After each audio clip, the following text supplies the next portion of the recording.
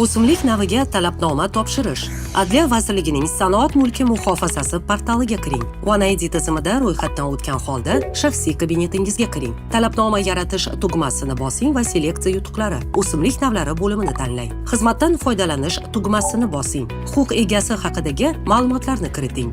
O'simlik navi mualliflari haqidagi ma'lumotlarni kiriting. O'simlik navi nomini kiriting.